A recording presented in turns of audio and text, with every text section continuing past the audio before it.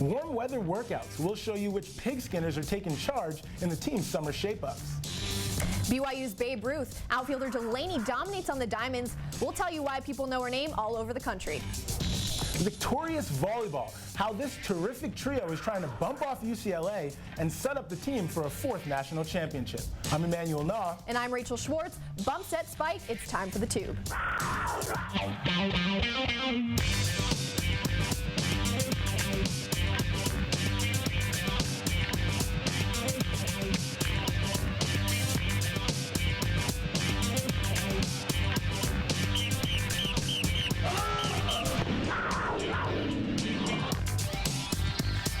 This morning, all I saw was snow. Apparently, Mother Nature still thinks it's winter, but the winter sports season has definitely come to a close, and there were some good moments, but I'm ready to move on. Well, I'll tell you, if the weather stays like this, I'm definitely ready to move on as well. But you've got to admit, the women's basketball team, they had a pretty good run. Men's volleyball's coming to a close, and it's super exciting to watch. And they never disappoint. They've been dominating all season. I'm rooting for them to win a national championship. I think they can do it. I'm hopping on the bandwagon right now. And what's even cooler is that tons of the past athletes are still getting awards as well.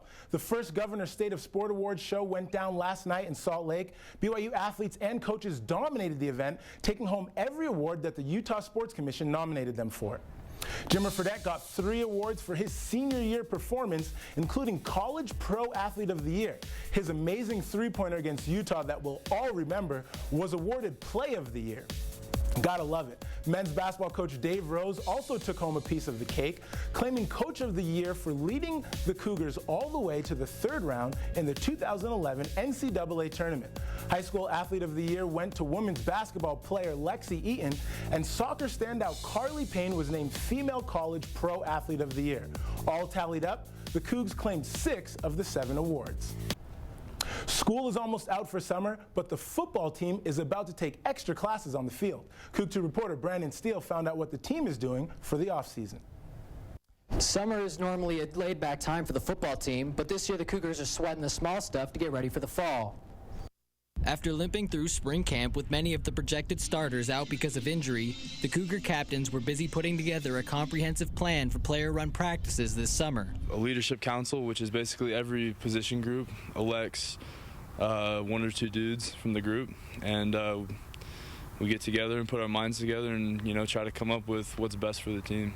The workouts are technically voluntary, but the Cougs are putting maximum effort into the summer session. Coaches aren't allowed to attend, so the players in charge of practice will have to pick up the clipboard and whistle. Twice a week we're going to have player-run practices and make sure, we're working on those fundamentals. A lot of emphasis is on getting faster, getting quicker, more explosive.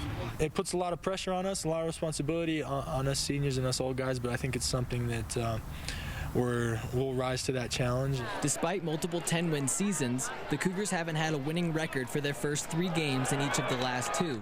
Senior quarterback Riley Nelson isn't waiting for the leaves to fall before capitalizing on the changes to the program. We can't keep having the same kind of summers that we've been having. We can't do things the same.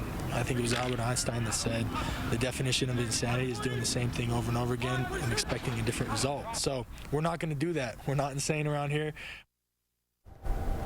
Last season, a failed attempt using a 2-quarterback system made it difficult for the Cougars to stay on schedule for the start of fall camp. But this summer, the offense knows who will be calling plays in the huddle in both the player-run workouts and their home opener September 1st. Back to you. Thanks, Brandon. After being titled the 6th most winningest coach in college history, legendary coach Lavelle Edwards keeps racking up the awards. Edwards and his wife Patty are the 9th recipients of the John Wooden Coaching Achievement Award presented by the World Sports Humanitarian Hall of Fame. The couple will be honored on April 11th in Boise, Idaho. It may look like winter, but if the weather will cooperate, it's going to feel a lot like the 4th of July tonight. Fireworks will light up the sky following the softball and baseball games at Miller Park. And tomorrow, Cosmo hosts his first ever Easter egg hunt at Lavelle Edwards Stadium. The littlest Cougar fans will find eggs filled with candy and other prizes, including football tickets. Loyola Marymount might be hoping the baseball game gets canceled after BYU spoiled its perfect conference record last night. LMU jumped out to an early lead with this RBI single in the second, but they would only get 2 more hits in the rest of the game. Junior Chris Capper was dominant on the mound. He threw a complete game, gave up only 1 earned run, and punched out 6. Shortstop Tanner Chauncey put BYU ahead in the 3rd with an RBI double, and second baseman Adam Law highlighted the offense with a 2-run triple in the 4th. 2 runs in the 7th and 2 more in the 8th sealed the deal. BYU came away with a 7-2 victory. The Cougars will look to take the second game of the series tonight at 6. And the softball team improved to 23-10 on the season when they swept a doubleheader against Southern Utah.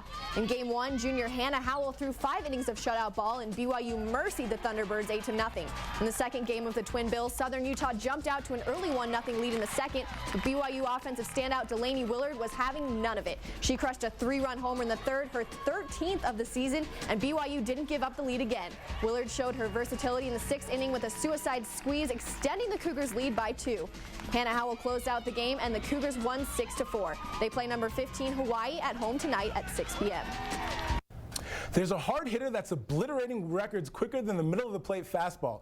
Cougar reporter Clint Martinson takes a swing with the softball team's queen of collision. And Clint, how is she knocking balls out of the park and into the record books? Emmanuel, I don't know many ball players that dominate the batter's box quite like this. She has a slugging percentage of .968, which is better than Babe Ruth's MLB record of .690. Senior Delaney Willard is the power behind the Lady Cougars' punch this season. She leads the team in every single offensive category. She's already eclipsed her hits, RBIs, and home run totals from last year and still has 20 games to go. Where did these massive numbers come from? The answer seems almost too simple. Confidence. I mean, being more confident when you step in the batter box can really make or break your year. With her newfound swagger, she's the Albert Pujols of BYU softball. She hits a sizzling .457 and has tallied 13 home runs and 49 RBIs. Her dominance extends beyond Provo as she leads the WAC in 5 categories and also ranks top 5 in the nation in 3 more. Stark difference between this year and years past is she's actually changing the game in our favor, game in and game out. And of course, every great hitter needs a little superstition mixed in her game. I have weird things, and then in the batter's box, I do the same thing pretty much every time. I hold my bat up, look at it, take a deep breath, and then get into the batter's box. Willard is the whole package, and as long as the pitches keep coming, she says she'll gladly send them sky high. With Willard behind the plate, BYU has compiled a 23-10 record. She says the NCAA championship is their goal. In the newsroom, Clint Martinson, Coug2. Okay, Clint, slow down. You've told us about her lumber. What about her leather? Well, her glove work is just as good as her hitting. She has a fielding percentage of .963, which basically means she never has an error. Holy cow, that's pretty impressive. Thanks a lot, Clint. When Coug2 returns, terrific trio, 3 All-Americans plus 1 team. Could that mean a 4th national championship? We'll do the math when we come back. And tandem tricks. The soccer team uses a creative kick to catch their opponents off guard. We'll tell you why this move makes the crowd go crazy. We'll be Men's volleyball finished off the visiting Cal State Northridge Matadors in the second game of the series. Cougars took the lead early in the first set, but got behind and couldn't catch up, losing by 2 points. But the BYU team quickly pulled their act together and won the next 3 sets in a row by at least 6 points. As usual, sophomore outside hitter Taylor Sander led the Cougars with 21 kills on the night. And senior opposite Rob Stowell added 17 kills of his own, recording a season-high .484 hitting percentage. The Cougars beat the Matadors in hitting percentage, blocks, assists, and digs. The team is in Westwood today to take on the number 3 UCLA Bruins tonight and tomorrow. And with snow on the ground in April, spring isn't quite in full swing in Provo, but one group of voracious volleyballers certainly is. Coug2 reporter AJ Swartwood set up the All-American Cougar Spikers. Forget LeBron, Chris Bosh, and D. Wade. The Cougars have their own big 3 on the hardwood. They're just as tall and they jump just as high, but this terrific trio is playing volleyball. Bump, set, spike. The number of hits per side to the number of winning sets per match, volleyball is a game of 3s. BYU is no exception with its trio of All-Americans, Taylor Sander, Futi Tavana, and Rob Stowell. But having 3 elite athletes on the same team is a luxury that these Cougars aren't taking for granted. Just having them in practice and competing against those players every day is something that not a lot of people get to do, so I'm super blessed to have them on my team. They each play different positions, but when it comes to the achievements of the team, these volleyballers are on the same page. Having the confidence in those 2 guys and their abilities makes my job a lot easier. It makes our whole team's job a lot easier. With an average height of 6'6" and vertical leaps close to 40 inches, stopping these guys is a tall order. As this season draws to a close, the Cougars' sights are set on the postseason, and with this loaded roster, they know it could be now or never. If we're going to win a national championship, this could be the year because we have so many talented guys. With more than half the team's points, the Big Three hopes to lead this squad to a fourth national title, that is. At 20-5, the fourth-ranked High Flyers are back in Southern California this weekend for a pair of matches with number 3 UCLA. The stakes are even higher, though, with the number 1 MPSF tournament seed on the line. Back to you, E-Man. Thanks, AJ. It was a slow start, but the rugby team isn't giving anyone a run for their money. The Cougars beat the University of Arizona Wildcats 80-8. 7 different players scored in the game to give the huge lead to the Cougars. Head coach David Smith blames the first half on poor proportions. He says the guys found a way to get out of their funk and win the game. The win keeps the Cougars undefeated at 11-0 on the season and 5-0 in the conference. BYU is now focused on their biggest game of the year against Utah tomorrow at home at 1 p.m. And the Arizona State Sun Devils were in town to take on our lacrosse team, and it was one hard-fought battle. It was the first game between the schools since last May when BYU beat ASU in the national championship.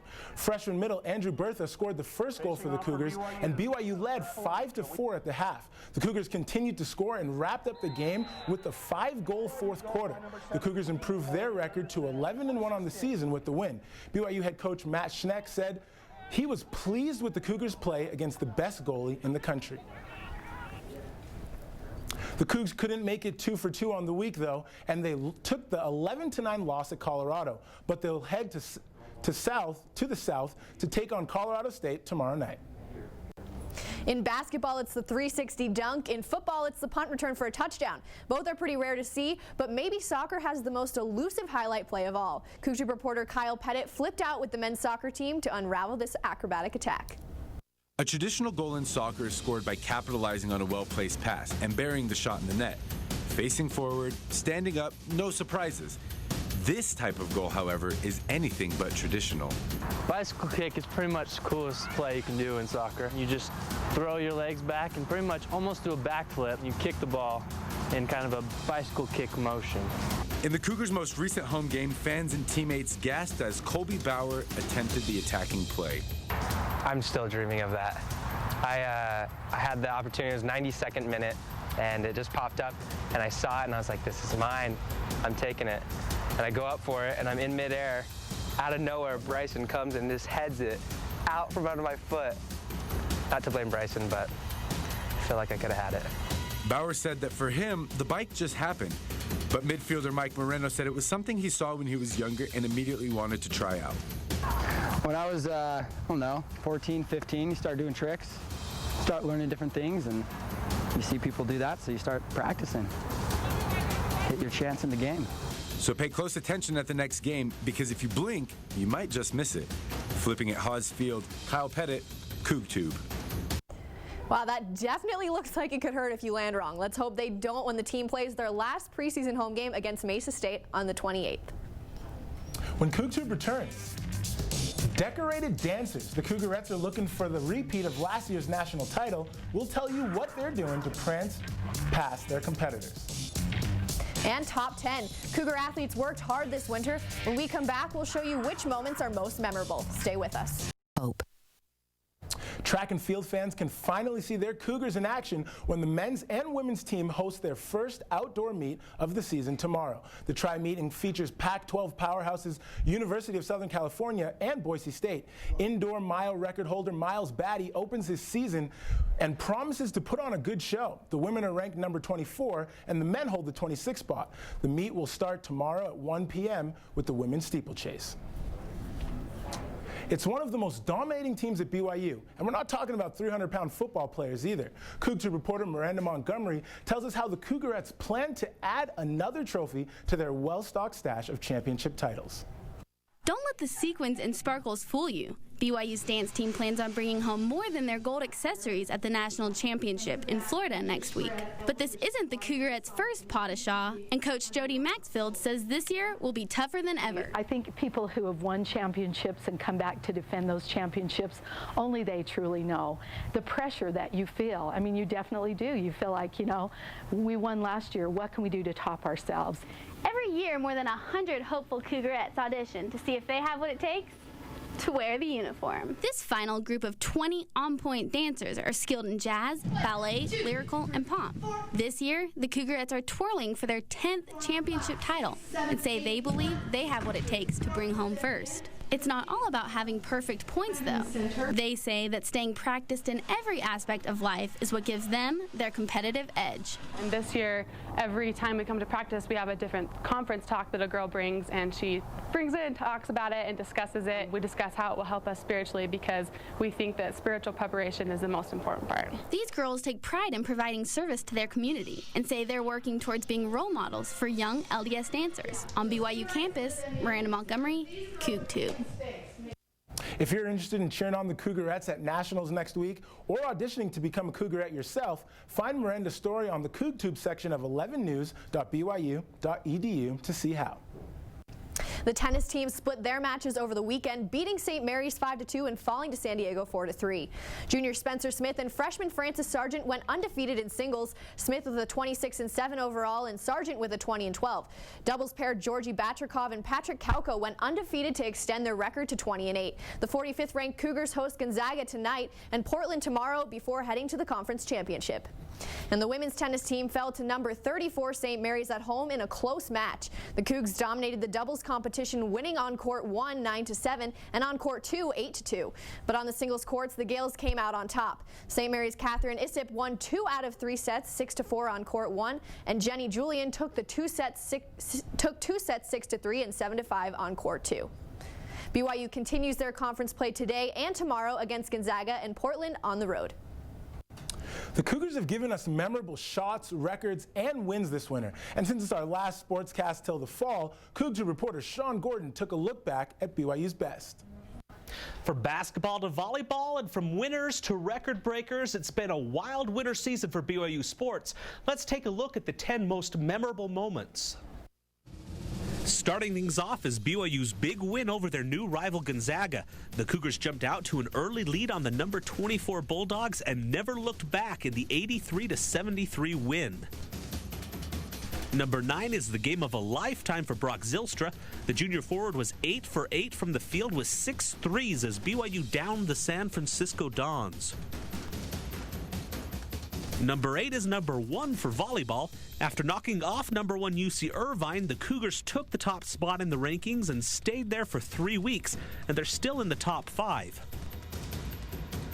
At 7, we've got the yogurt dunk. With fans cheering for the Cougars to hit 80 for free frozen yogurt, Nate Austin obliged with a huge dunk at the buzzer. I don't know whether the fans or Austin was happier. Number 6 is another big dunk, this time from Brandon Davies. This one's poster material as Davies got over Corey Jefferson and slams it home on his way to an 18-point night against Baylor. We'll head to the softball diamond for number 5, where BYU slugger Delaney Willard broke a 3-run tie in the bottom of the 7th with a 3-run walk-off home run. Number 4 is another game winner, this time from Matt Carlino. The freshman guard hit a running floater to give the Cougars the lead, and the defense held on for the win. And Miles Batty runs away with number 3. The track star set the collegiate record for the fastest mile, finishing second in the Millrose Games to a professional runner at just under 3 minutes 55 seconds. 2s for a title as the Cougar women snapped Gonzaga's 3-year WCC tourney title streak, winning the conference tournament in their first year in the WCC, knocking off the Bulldogs 78-66. But number 1 is the historic comeback. The Cougar men rallied from a 25-point deficit to beat Iona in the first round of the NCAA tournament. Noah Hartzog led the charge with 23 points in the biggest comeback in NCAA tournament history. There's still plenty of spring sports to go with volleyball, softball, baseball, and more, so who knows? Maybe there'll be a few more moments that would earn a spot in the top 10. Back to you. Thanks, Sean. When CougTube comes back, prediction prizes. We're giving away our coveted Cougar to our pregame guru. And if you looked out the window this morning and panicked, just know that you weren't alone. We'll have your 11 weather when we return.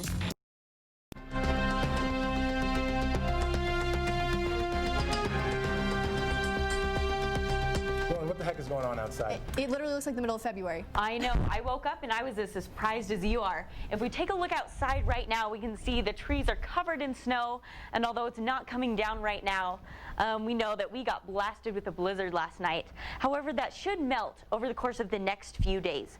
Currently in Provo, it's 34 degrees outside, humidity to 86%, and we have some calm winds as well. Now later tonight, those temperatures will be dropping just a little bit. We have a high of 28, and we have mostly clear skies with a beautiful sunset hitting right around about 8 o'clock tonight, or a couple minutes before. And if we want to look at the bigger picture, we can see our sat map, and we see some colder winds coming down from the north, and so those are kind of hitting Utah right now. However, like I said, throughout the next couple days, all the snow and all the rain we've been getting should be cleared away. We're looking at sunny skies. However, today throughout the state, we have highs of 44 in Logan, 47 in Salt Lake and Provo, and then down to up to 64 in St. George. Still pretty low for the spring weather we've been experiencing. In St. George, today it's 63. However, it's going to be warming up, getting nice and sunny into the high 70s and even into the low 80s throughout the rest of the week. So by Tuesday, we'll be right back on track. As far as northern Utah goes, today we're at 47 degrees for a high, snowy, but it's looking to be sunny throughout the rest of the weekend. So if you have plans, don't fret. We still have good things to look forward to. Down to, or up to 76 and a high of 75 on Tuesday. So it's looking good. Thanks a lot, Lauren. Well, it's our last sportscast till the fall, and that means we're giving away our beloved Cougar to our prediction champion. Let's take a look at some of the records that we've had. You would expect that I would be winning this thing, but with a record of 9-5, I cannot take it home. Rachel 7-5. We both missed a lot of time. The reporter's batting 500 at 10-10, but Lauren, undefeated 2-0. I think we're going to give her the Cougar if you combine it with her and everyone else. That's the end of it. I know, it's sad. I really thought that it was going to be one of us, but congratulations. 100%, baby. Congrats. Thank you. Well, that's CougTube for Friday, April 6th. If you want another look at the stories we did today or to share them with your friends, check out the CougTube section of our website, 11news.byu.edu. Thanks for joining us. Have a great afternoon and go Cougs.